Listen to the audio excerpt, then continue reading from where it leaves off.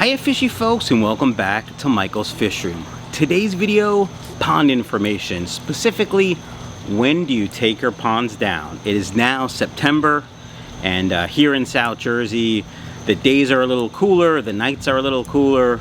As a matter of fact, I shut off my air conditioner the other night because it was, I don't know, 65 degrees. It was beautiful. Supposed to get back up into the 80s, mid 80s this week. So I know that I've seen on a lot of Facebook groups, especially Cookie's Fish Room, probably my favorite group on Facebook dealing with tropical fish. I've seen a lot of people ask, when should I take my ponds down? Or, if they're in Australia, when should I put it up because the seasons are reversed? Anyway, grab yourself a healthy snack and beverage. Let's talk about the end of pond season.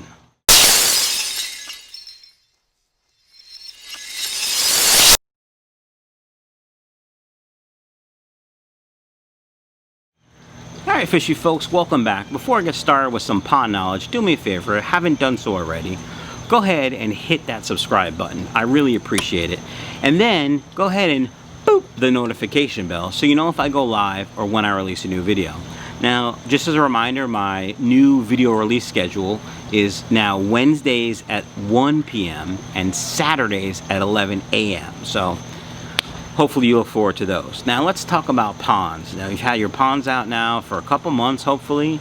You've gotten some great production, you got great colors, and now you're considering when to bring them in. And so you say to yourself, well, when should I bring my ponds in? Because, you know, it's getting kind of chilly at night.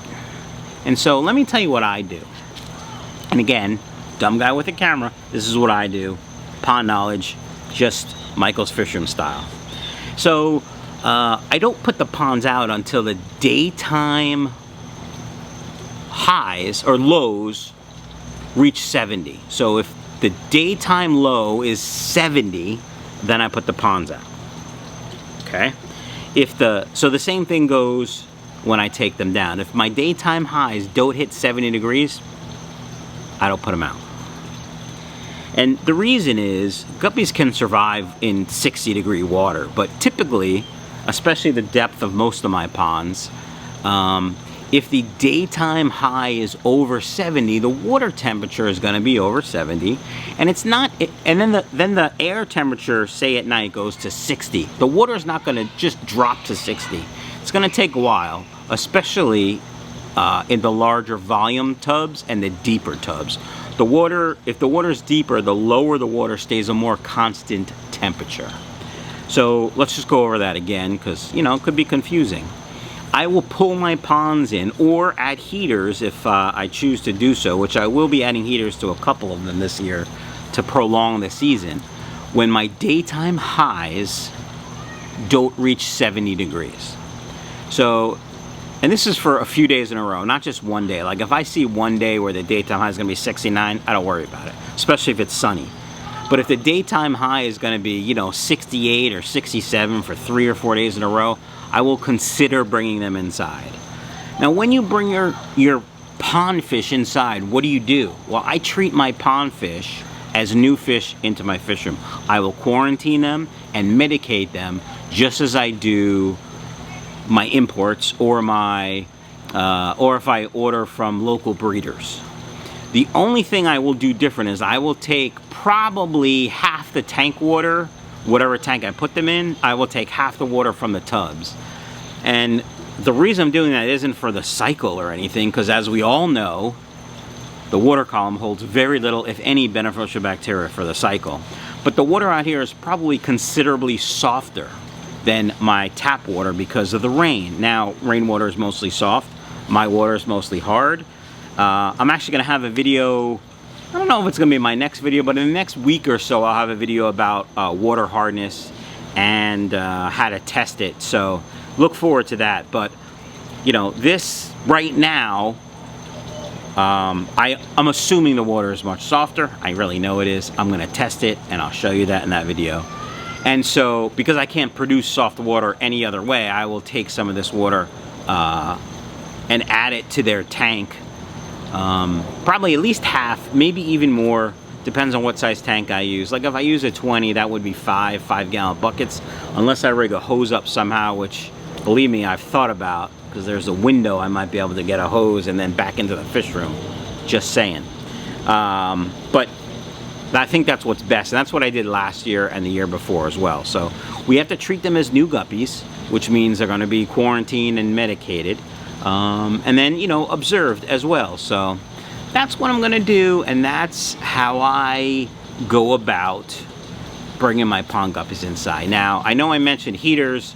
I know Lucas from LRB, I don't know if he still does it, but I know a couple years back in Indiana, he had tubs out all year with heaters. Like the top would be frozen, but there would be a little warm spot of water where the fish would live, I guess. I don't know. I'm not that crazy, but I'll probably put heaters in at least the, behind me, the 100-gallon Mutt tote. I'll put, not tote, Rubbermaid stock tank. I'll put at least one heater in there. I got those really cool Cobalt Neotherm heaters. I'll put links down below, both to Super Cichlids and to Amazon if you're interested in buying, because I love those heaters. If you don't know what a Neotherm is, I should do a video on them, but it's essentially like a 300-watt heater would essentially be two 150-watt heaters wired together, so you can put them on either side of the tank so you get a better balance of heat. But I bought them last year. I bought one last year specifically for one of the tubs, so I'll probably keep those out here. And I don't know what else. One of the other stock tanks, maybe the red grass, because it's right next to it and that would be easy. Maybe the black Moscows, because that also would be easy. So we'll see. But I think everything else is going to come down. Also, the inflatable pond, the inflatable pool, as I said, another failure. And it's just because I didn't prepare the base. I thought a 8-foot sheet of plywood would be wide enough. It clearly wasn't. And I didn't make the wings of the base wide enough. I didn't think it through. And, you know, that's my fault for being lazy and not thinking straight. So, anyway, that's all about the pond stuff. Let's get some underwater footage. And, you know, I hope you like it. All right, fishy folks. This is the red grass 100-gallon Rubbermaid stock tank, and I just fed some Cobalt Ultra Guppy pellet. I love the Cobalt Ultra Guppy pellet. I wish it was a little smaller for fry, but it's quite small. You can see that's what's falling down, and the guppies are going crazy for it. It's got great ingredients, and my guppies do really well on it. I'd like a little more protein. I think it's got 45% protein. So I'd like some more, but, you know, beggars can't be choosers. For a guppy food, specific guppy food, it's quite good. Now this tub, and I've talked about it before, has a ton of water lettuce. That's what those long roots are. Oh my God, look at that one. I wish that was in focus. That red one, that male with the red tail, stunning. Look at how fat these females are. They are going to drop a gajillion fry. I can't wait. Anyway, the water lettuce has those really long roots, and that's what gives the guppy fry places to hide. Also, they can eat off the microfilm that's on them, and that's kind of what helps all the guppies grow. That goes for inside too. That's why you want a ton of floating plants for the guppies to go in and hide, so the moms and dads can't eat them, because, as you know, guppy fry are tender and delicious. Alright guys, let's keep watching this, see what they do, and I'll be back with another tub soon.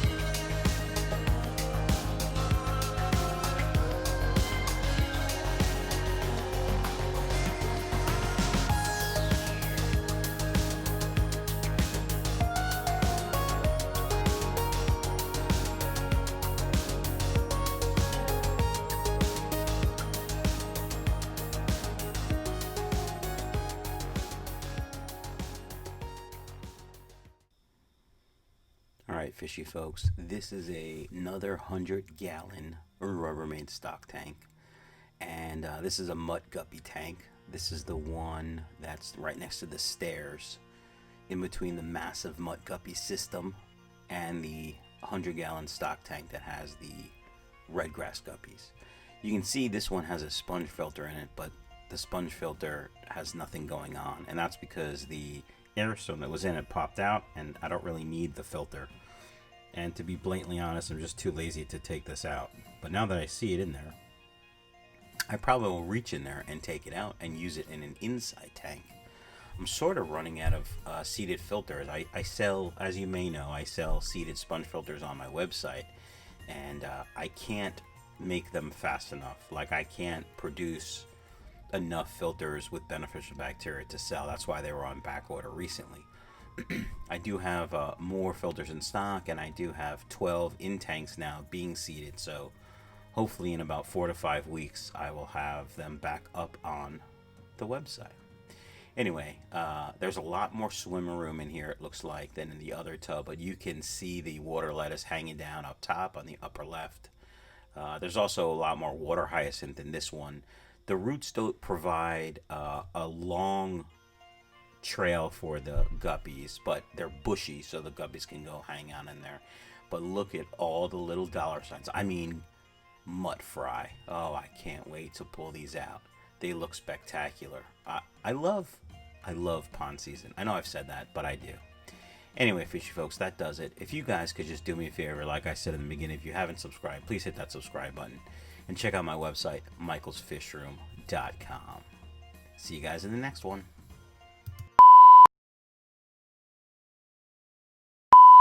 Hiya fishy folks, and welcome back to Michael's Fish Room. Today's video is more pond video information, not pond video information. That would be stupid unless you're making pond videos.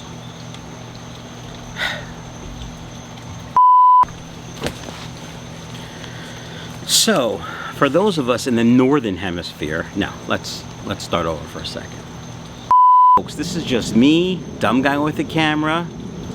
This is what I do for my ponds. Whether you follow me or not, up to you. Whether you follow someone else's advice or, yeah.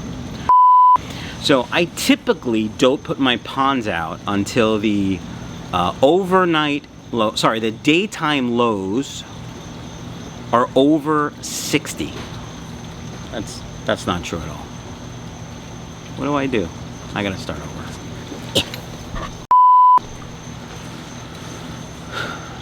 Alright, fishy folks, before I get started with some more pond knowledge, do me a favor, haven't known here to mushmouth, that's me.